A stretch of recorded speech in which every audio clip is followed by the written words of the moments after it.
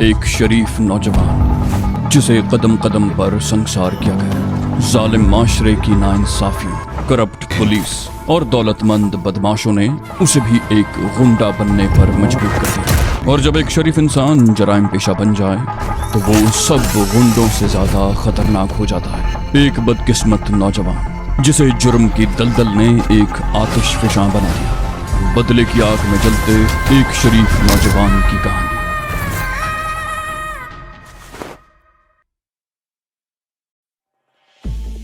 कदीर ने दस्तरखान बिछाकर खाना लगा दिया था और वो पप्पू और जफरी के साथ खाना खाते हुए मौजूदा सूरत हाल पर बातें कर रहे थे। उनकी गुफ्तगू का मौजू बारिश ही था जिसने जिंदगी का सारा निजाम दरहम बरहम कर दिया था। जफरी बातें करते हुए दफातन चौंक गया। उसने सवालिया निगाहों से दोनों की तरफ देखा। बोला, ये आवाज कैसी है? कदीर बोला, धब की आवाज थी, कुछ गिरा होगा। बारिश में तो यही होता है, कहीं कोई मकान बैठ जाता है, कहीं दीवार गिर जाती है। वो लोग बातें कर ही रहे थे कि अचानक ही 3 आदमी दरवाजे पर नमूदार हुए। उन तीनों के हाथों में क्लैशनकोफ थी। उनमें से एक गुर्राया, कोई अपनी जगह से हरकत न करे। जफरी ने उस शख्स की तरफ देखा और फिर उसके मुंह से गहरा सांस निकल गया। वो तारा था। वो तीनों इस सूरत हाल पर बौखला से गए। तारे के हाथ में पकड़े हुए पिस्तौल का रुख जफरी के सीने की तरफ था। उसके दोनों साथियों ने पप्पू और कदीर को अपने अपने असलहे की जद पर ले रखा था। तारे ने जफरी की तरफ देखते हुए कहा, तुम्हें उन दुकानों के सामने देखकर मैं चौंका था। तुम्हारे हाथों में शॉपिंग बैग देखकर मुझे शुबा हुआ था कि तुम कहीं आसपास ही रह रहे हो। मैंने तुम पर यह जाहिर नहीं होने दिया कि मैंने तुम्हें देख लिया है और शायद तुम भी मुतमिन हो गए थे। मैंने उसी वक्त एक आदमी को तुम्हारे पीछे भेज दिया। तुम्हें शायद मालूम नहीं कि मैं गुज़श्ता 3-4 महीनों से इसी इलाके में रह रहा हूँ। यहाँ मेरा बड़ा टैका है। मैंने हलवाई की दुकान पर काम करने वाले एक लड़के को तुम्हारे पीछे भेज दिया था। वो मेरी तवक्को से ज्यादा होशियार निकला। तुम जैसे ही मेन रोड पर मुड़े वो एक आड़ में खड़ा तुम्हें देखता रहा। इत्तेफाक से उसी वक्त बिजली चली गई। इस सूरत हाल से उसने पूरा फायदा उठाया और तारीकी में तुम्हारा पीछा करता रहा। फिर 10-12 मिनट बाद वापस आकर मुझे बता दिया कि तुम कहाँ गए हो। मुझे यहाँ आने में कुछ देर हो गई क्योंकि मुझे कुछ इंतजाम भी तो करना था। जफरी ने उसे घूरा। बोला, क्या चाहते हो तुम? वो अपनी अंदरूनी कैफियत पर बड़ी हद तक काबू पा चुका था और उसका लहजा भी कदरे पुरसुकून था। तारे ने कहा, तुम्हें ये पूछने की जरूरत नहीं क्योंकि तुम अच्छी तरह जानते हो कि मैं क्या चाहता हूँ। जफरी बोला, देखो तारे, मेरी और तुम्हारी कोई दुश्मनी नहीं है। मुझे याद नहीं पड़ता कि हम दोनों में कभी कोई तसादुम भी हुआ हो। अगर मैं इसी इलाके में मौजूद हूँ तो इसका ये मतलब नहीं है कि मैं तुम्हारे धंधे में कोई मुदाखलत करना चाहता हूँ। ये कदीर मेरा दोस्त है। मैं पप्पू के साथ इससे मिलने आया था। बारिश की वजह से रुक गया। आज की रात यहाँ रहूंगा, सुबह वापस चला जाऊंगा। मेरा और तुम्हारा कोई झगड़ा नहीं है, इसलिए हमें आपस में उलझना नहीं चाहिए। तारे ने उसके खामोश होने पर कहा, मैंने हाजी का नमक खाया है और मैं नमक हराम नहीं हूँ। जफरी बोला, तुम्हें नमक हरामी करने को कौन कहता है? मैं कोई मुदाखलत तो नहीं कर रहा। तुम आराम से अपना धंधा करते रहो। तारे ने उसे घूरा। बोला, अनजान बनने की कोशिश मत करो जफरी। तुम जानते हो कि हाजी और शारिक की दुश्मनी चल रही है। शारिक हाजी के कई बंदे मार चुका है और उसका बहुत नुकसान हो चुका है, इसलिए मैं इस मामले से अलग नहीं रह सकता। जफरी बोला, ठीक है, तुम हाजी का हक के नमक अदा करते रहो। अगर शारिक कहीं नजर आ जाए तो उसे गोली मार दो, लेकिन मेरा इस मामले से क्या ताल्लुक? तारा बोला, बहुत गहरा ताल्लुक है तुम्हारा। अगर तुम जैसे लोग शारिक के साथ ना होते तो शारिक को हाजी के मुकाबले में आने की हिम्मत ना होती। जफरी बोला, तुम्हें गलत फहमी हुई है तारे। मेरा शारिक से कोई वास्ता नहीं है। वो बहुत ऊंचा आदमी है और हम जैसे लोगों को तो वो घास भी नहीं डालता। तारा चीखा, बंद कर ये बकवास। 3 दिन पहले तुम लोगों ने हाजी का 3 करोड़ का सोना लूटा है और उसके 2 बंदे मार दिए हैं। वो तो शकूर की किस्मत अच्छी थी कि तुम लोगों को धोखा देकर वहां से भाग निकला। उसने हाजी को शारिक के साथियों के जो हुलिये बताए थे उनमें एक तुम्हारा हुलिया था। तुम्हारी कान की लौ पर स्याह तिल तुम्हारी पहचान बन गया जफरी, और अब मैं तुम्हें हाजी के सामने पेश करूंगा तो वो बहुत खुश होगा। मेरा ख्याल था कि शारिक भी यही होगा, लेकिन उसे न पाकर मुझे बड़ी मायूसी हुई। कोई बात नहीं, हाजी तुमसे शारिक का पता मालूम कर लेगा। जफरी के मुंह से बेख्तियार गहरा सांस निकला। बोला, ओ, शकूर की किस्मत अच्छी थी कि वो बचकर चला गया, लेकिन उसने हाजी को जो कहानी सुनाई है वो गलत है। वो ना तो बहादुरी का मुजाहिरा करके वहां से भागा है और ना ही उसने हमें किसी किस्म का धोखा दिया था। शारिक ने जानबूझकर उसे जिंदा छोड़ा था कि वो हाजी को बता सके कि सोना किसने लूटा है। क्या उसने हाजी को ये नहीं बताया था कि उसकी कमीज कहाँ है? वो खामोश हुआ, फिर बोला, खैर, मेरा ख्याल था कि शारिक के बारे में इत्तला पाकर हाजी खुद यहाँ भागा आएगा, लेकिन तारे ने उसकी बात काटी। बोला मैं इतना बेवकूफ नहीं हूं कि जाते ही हाजी को बता देता। अगर हाजी खुद यहाँ आ जाता तो मुझे क्या मिलता? हाजी को मैंने अभी तक नहीं बताया। मैंने सोचा था कि शारिक को बांध कर हाजी के सामने पेश करूंगा, वो मुझे मुंह मांगा इनाम देगा। लेकिन खैर, शारिक न सही, हाजी तुमसे ही शारिक का पता मालूम कर लेगा और मेरा इनाम तो मुझे मिल ही जाएगा। जानते हो, शारिक को पकड़ने या उसका सही पता बताने वाले के लिए हाजी ने 50 लाख रुपए का इनाम रखा है।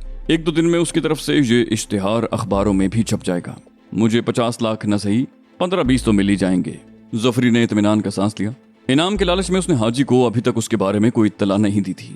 वो खुद शारिक या जफरी को पकड़कर हाजी के सामने पेश करना चाहता था और अपने 2 आदमियों को लेकर यहाँ गया था। वो उसके चेहरे पर नजरें जमाते हुए बोला, देखो तारा, 15-20 लाख रुपए तो क्या, हाजी तुम्हें 15-20 रुपए भी नहीं देगा। तुम जानते हो हाजी का 3 करोड़ का सोना हमारे कब्जे में है। अगर तुम हाजी को छोड़कर हमारे साथ आ जाओ तो तुम्हें उस सोने में से हिस्सा मिल सकता है। तारा बोला, क्या तुम आधा हिस्सा मुझे दे सकते हो? जफरी के होंठों पर खफीफ सी मुस्कुराहट आ गई। नमक हलाल फौरन ही नमक हरामी पर उतर आया था। जफरी बोला, आधा हिस्सा तो नहीं, अलबत्ता तुम्हें इतना मिल सकता है कि जिंदगी भर ऐश करोगे। हाजी पैसे का पुजारी है, स्मगलर है, लोगों का खून चूस चूस कर दौलत जमा कर रहा है। तुम लोग उसके लिए काम करते हो, कत्ल तक किए हैं तुमने उसके लिए, लेकिन हाजी ने तुम्हें क्या दिया? इस वक्त तुम्हारे पास 5,000 भी नहीं होंगे। उसके बरक्स शारिक को दौलत की परवाह नहीं, वो अपने आदमियों का ख्याल रखता है। ये देखो, उसने जेब से नोटों की एक मोटी सी गड्डी निकालकर उसके सामने फेंक दी। बोला, शारिक के साथ रहते हुए हमें पैसों की कमी नहीं है। वो बगैर मांगे हमें नोटों की ऐसी मोटी मोटी गड्डियां देता रहता है। हमें उसके लिए काम करके खुशी होती है। हाजी अपने आदमियों को क्या देता है? शारिक से बात कर लो तो तुम्हें उस सोने में से कोई ठीक ठाक हिस्सा मिल सकता है। तारे ने कनखियों से अपने साथियों की तरफ देखा। बोला, लेकिन जफरी ने मुस्कुराते हुए कहा, इनसे मामला करना तुम्हारा काम है। तारा अपने साथियों की तरफ देखते हुए बोला, क्या ख्याल है? उनमें से एक ने कहा, जैसे तुम्हारी मर्जी उस्ताद। वाकई हाजी से तो हमें सिवाय 2 वक्त की रोटी के कुछ नहीं मिला। मेरी जेब में इस वक्त 50 रुपए भी नहीं हैं। इनको देखो, ऐश कर रहे हैं। तारा जफरी की तरफ देखते हुए बोला, 1 मिनट, मैं इनसे जरा अलहदगी में बात कर लूं। जफरी बोला, बिल्कुल कर लो। शारिक बाबू के साथ रहोगे तो वाकई ऐश करोगे। जाओ दूसरे कमरे में जाकर प्रोग्राम बना लो। तारा बोला, लेकिन। जफरी बोला, लेकिन वेकिन कुछ नहीं भाई, मैं अपनी बात पर कायम हूँ। हम तुम्हारे साथ कोई धोखा नहीं करेंगे। जाओ दूसरे कमरे में जाकर आराम से बात कर लो। तारे ने अपने साथियों की तरफ देखा और फिर उन्हें इशारा करता हुआ कमरे से निकल गया। जफरी उनके साथ आया था। वो साथ वाले कमरे का दरवाजा खोलकर वापस चला गया। तकरीबन 2 मिनट के बाद दूसरे कमरे से गोलियां चलने की आवाज सुनाई दी। पिस्तौल से 2 फायर हुए। जफरी वगैरह दौड़कर अपने कमरे से निकले। ठीक उसी वक्त तारा दूसरे कमरे से बाहर आ गया। उसके हाथ में पिस्तौल था। जफरी ने पूछा, क्या हुआ? गोलियां किसने चलाई थीं? तारे ने इत्मीनान से कहा, मैंने उन दोनों को खत्म कर दिया है। वो मेरे हिस्से में से आधा तलब कर रहे थे। जफरी ने सवालिया निगाहों से उनकी तरफ देखा। बोला, कौन सा हिस्सा? तारा बोला, वो हिस्सा जो मुझे शारिक से मिलता, उसमें से आधा मांग रहे थे। मैंने इनका किस्सा ही तमाम कर दिया। जफरी बोला, बहुत अच्छा किया तुमने, आओ इधर आओ। ये कहते हुए उसने आराम से उसके हाथ से पिस्तौल ले लिया। वो उसे कमरे में ले आए। जफरी ने दरवाजा बंद कर दिया। यह इलाका सुनसान था। तारे ने बंद कमरे में गोलियां चलाई थीं। उसे उम्मीद थी कि फायरिंग की आवाज ज्यादा दूर तक नहीं सुनी गई होगी। अगर किसी ने सुनी भी होगी तो उसके लिए ये अंदाजा लगाना मुश्किल होगा कि फायरिंग कहाँ हुई थी। जफरी तारे की तरफ घूम गया और अचानक ही उसके जबड़े पर जोरदार घूंसा मार दिया। तारा कराह कर गिरा। वो एकदम बदहवास हो गया था। जफरी ने उसे 2-3 ठोकरें भी रसीद कर दी। वो उसे एक और ठोकर मारते हुए गुर्राया, नमक हराम, तू अपने मालिक का नहीं हो सका तो किसी और का क्या होगा? दौलत के लालच में तूने अपने साथियों को मार दिया जो तेरे कहने पर जान की बाजी लगाने आए थे और तेरे ही हाथों खत्म हो गए। तारा बोला, ये सब कुछ मैंने तुम लोगों के लिए किया है। उसका चेहरा खौफ से एकदम पीला पड़ गया। जफरी ने उसे एक और ठोकर मारी। बोला, हमारे लिए किया है? हमारे लिए तो तुम उन दोनों को लेकर आए थे ताकि हमें बांध कर हाजी के सामने पेश करो और इनाम हासिल करो। तुम तो शारिक को भी बांध कर यहाँ से ले जाना चाहते थे। शारिक पर हाथ डालना उतना ही आसान समझ लिया तुमने। अब तो बेटा हम तुम्हें बांध कर शारिक के हवाले करेंगे। पहले इन लाशों का बंदोबस्त करें। वो कदीर की तरफ मुड़ा। बोला, इन दोनों लाशों को रिक्शे में डालकर कहीं दूर फेंकाओ। अगर इकबाल टाउन में हाजी की कोठी के आसपास कहीं फेंक सको तो बड़ी अच्छी बात होगी। कदीर बोला, फिक्र ही न करो, अगर तुम कहो तो हाजी की कोठी के गेट के सामने डालाता हूँ। जफरी बोला, इतना ज्यादा रिस्क लेने की जरूरत नहीं है। वो कमरे में पड़ी हुई एक रस्सी उठाकर तारे के हाथ पैर बांधने लगा। उसने तारे के हाथ पुश्त पर बांधे। उसी रस्सी से उसने पैर भी बांध दिए। उसे एक तरफ डालकर वो कदीर और पप्पू को इशारा करता हुआ दूसरे कमरे में आ गया। तारे ने उन दोनों की पेशानियों पर गोलियां मारी और वो दोनों मुंह के बल इस तरह गिरे थे कि जख्मों से बहने वाला सारा खून जमीन पर ही गिरा था। किसी के कपड़ों पर एक छींटा तक नहीं पड़ा था। सिर्फ एक की गर्दन पर खून की हल्की सी धार नजर आई। खून जम चुका था। जफरी ने बिस्तर की चादर फाड़कर एक टुकड़े से दोनों की पेशानियों से खून साफ किया और दोनों की पेशानियों पर पट्टियां इस तरह बांध दी कि अगर खून रिसे भी तो बह न सके। जफरी उसकी तरफ देखते हुए बोला, पप्पू मेरी मदद करो और इन दोनों को उठाकर रिक्शे में डाल दो। कदीर ने कहा, 1 मिनट ठहरो, मैं रिक्शा दरवाजे के सामने ले आऊं। ये कहकर वो तेजी से बाहर निकल गया। चंद मिनट के बाद वो रिक्शा स्टार्ट करके दरवाजे के सामने ले आया। अभी वो लाश उठा रहे थे कि एकदम तारीकी छा गई। पप्पू बड़बड़ाया, लानत है।